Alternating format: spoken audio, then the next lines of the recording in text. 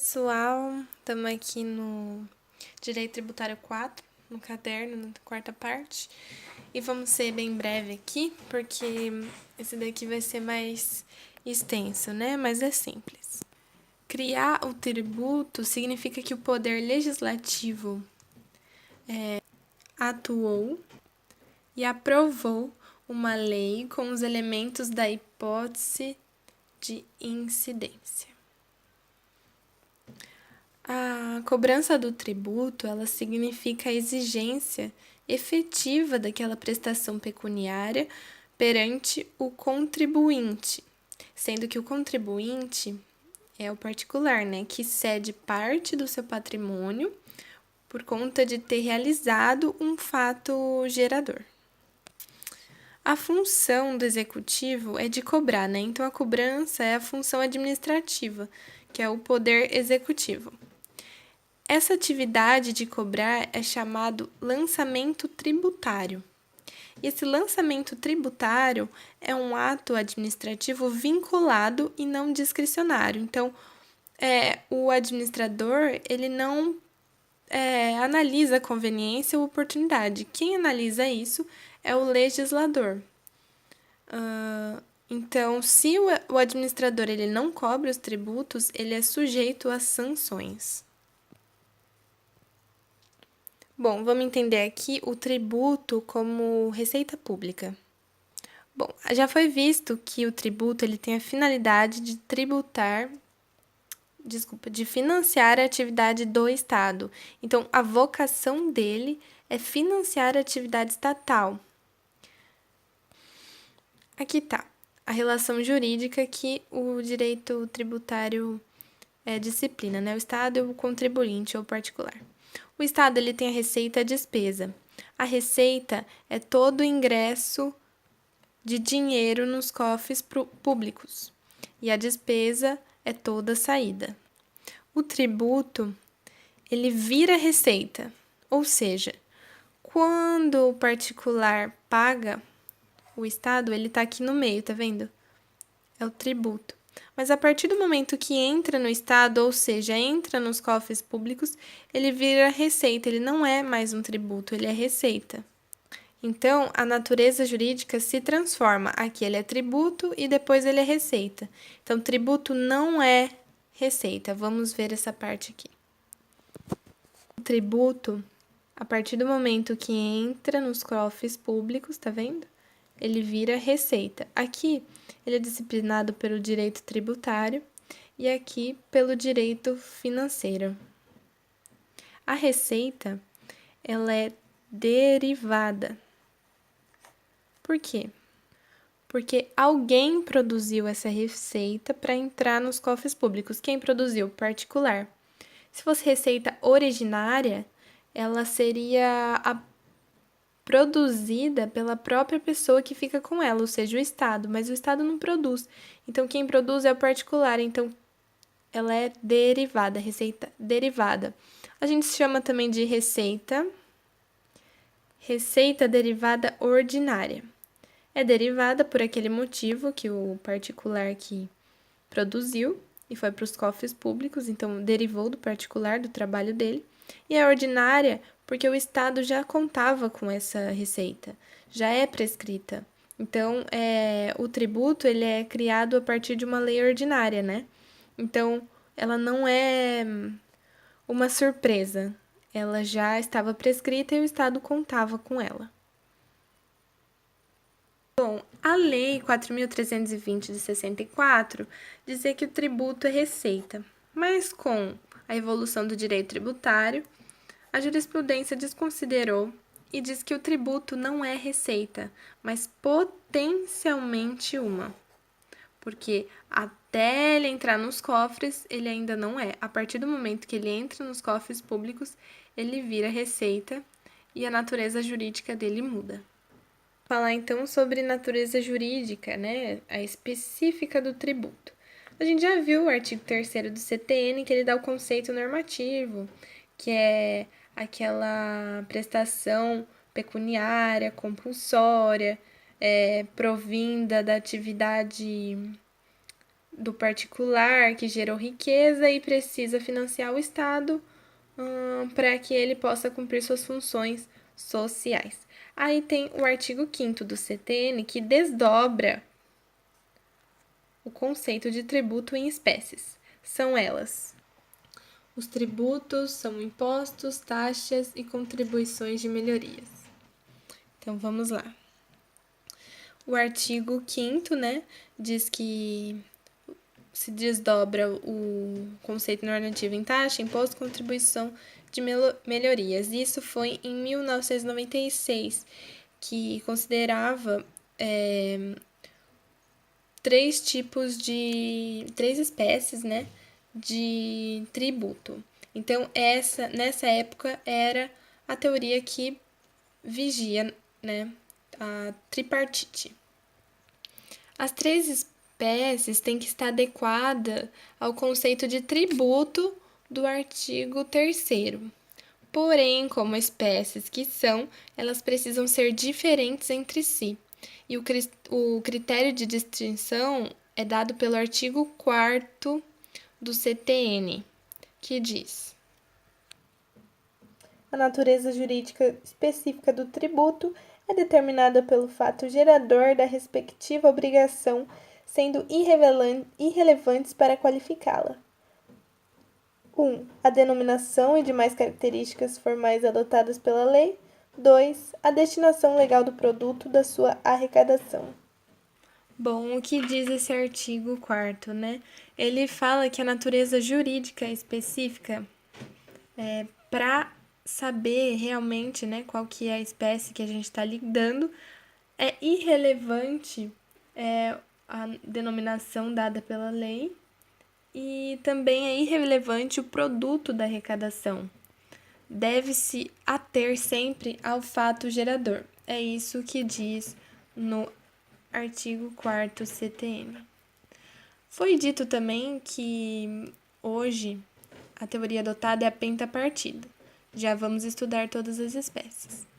É importante frisar que no direito tributário, né, que disciplina o tributo, e o direito financeiro, a receita, a partir do momento que o tributo atravessa os cofres públicos, é dada a separação total entre receita e o tributo, e, consequentemente, entre o direito tributário e o direito financeiro. Por exemplo, a partir do momento que é recolhido o IPTU, não tem que ir para né, a quantia do IPTU, não precisa necessariamente ir para a estrada, para uma praça ou para energia.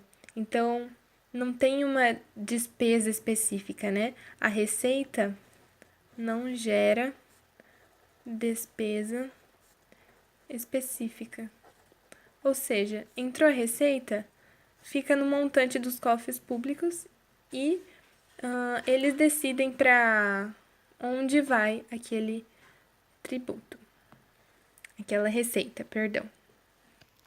O fato gerador, ele é a conduta que a lei descreveu abstratamente, ou seja, o aspecto material, que lembra, o aspecto material é o que descreve. O fato gerador é a conduta, é no ser, e o aspecto material é no dever ser. O gerador, ele pode ser desvinculado ou vinculado.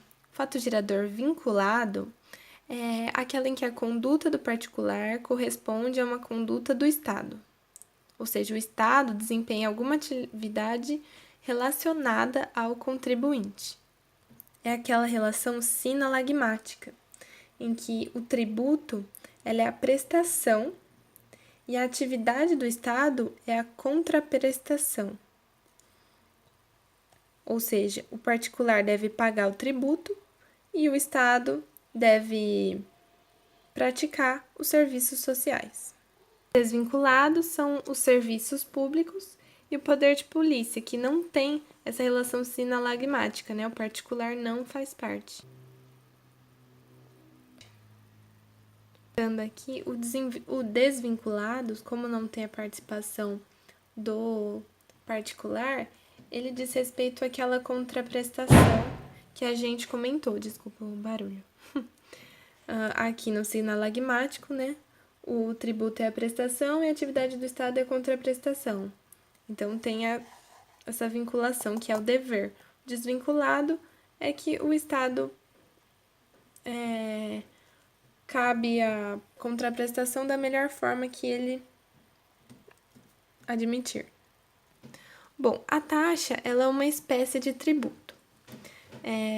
Como o artigo 4º do CTM bem fala, a gente precisa sempre analisar o fato gerador. O fato gerador em que a pessoa privada, né, a pessoa física ou jurídica, para usar certos serviços fundamentais ou pelo exercício do poder de polícia, deve acertar este tributo, porque são serviços do desvinculado, né, do serviço público. Então, para o particular usar, é cobrada essa taxa, porque diz respeito à contraprestação estatal. Esses dois aqui é o que o Estado deve gerar para as necessidades sociais. Então, toda vez que o Estado usar o poder de polícia ou serviço público, é a taxa que vai ser recolhida. A contribuição de melhorias.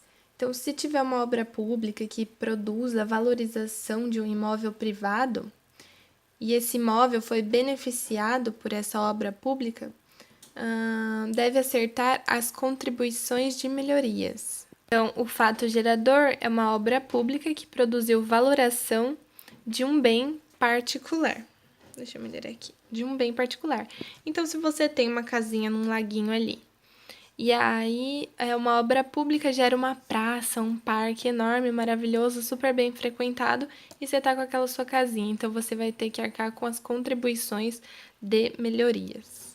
Porque você foi beneficiada. Você não, né? Seu bem foi beneficiado.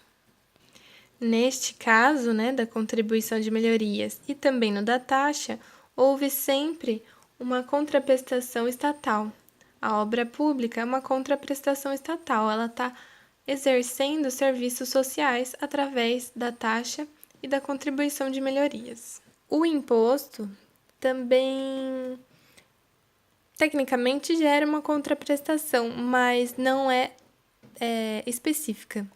Aqui, na taxa, diz respeito ao poder de polícia, ao serviço público, na contribuição de melhorias, na obra pública e no imposto fato gerador, ele é desvinculado, porque ele é todo montante de dinheiro que os indivíduos de um país, né, devem pagar ao Estado para garantir a funcionalidade dos serviços públicos e coletivos. Então, não esquece que a gente está tratando de tributos e toda a finalidade do tributo é financiar o Estado. Então, o imposto ele é toda aquela montante de dinheiro de um país, ele é desvinculado a uma contraprestação específica, como a obra pública, o poder de polícia e o serviço público. Aqui eu tenho uma observação, que é o artigo 145 da Constituição Federal, que é uma lembrança dessa teoria tripartite, né? Vamos ver.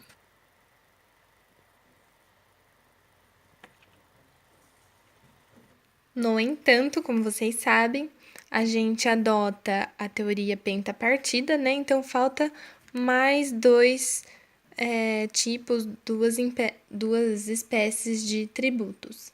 São elas o empréstimo compulsório e as contribuições especiais. Anteriormente, que para analisar as espécies, as outras três, bastava a análise do fato gerador. Todavia, no empréstimo compulsório, o produto ele é relevante para análise, né? O que contraria, né, vai de encontro ao artigo 4º do CTN. Mas lembre-se que a Constituição Federal vale mais do que o CTN. O CTN, ele gera lei ordinária, né? Porque é o legislador por meio de lei ordinária. O empréstimo compulsório, ele diz que, conforme, né, o artigo 148, que já vou mostrar aqui para vocês, a União, mediante lei complementar, poderá arrecadar empréstimos compulsórios. No caso, ele não vincula ao fato gerador, né? Ele vincula ao produto, ou seja, à despesa. Então, a partir do momento que entra esse tributo, ele deve ser vinculado ao que está descrito no artigo 148 da Constituição Federal. E ela diz que a União, mediante lei complementar, poderá instituir empréstimos compulsórios, 1. Para atender despesas extraordinárias decorrentes de calamidade pública, de guerra externa ou sua iminência. Então, calamidade pública, depois, urgência de investimento público, mais observado no disposto no artigo 150, 3, a linha B. Então, o fato gerador, a Constituição não especifica. Então, ela é implícita, como a gente já viu bastante no começo das aulas do caderno. Aqui está o artigo 148.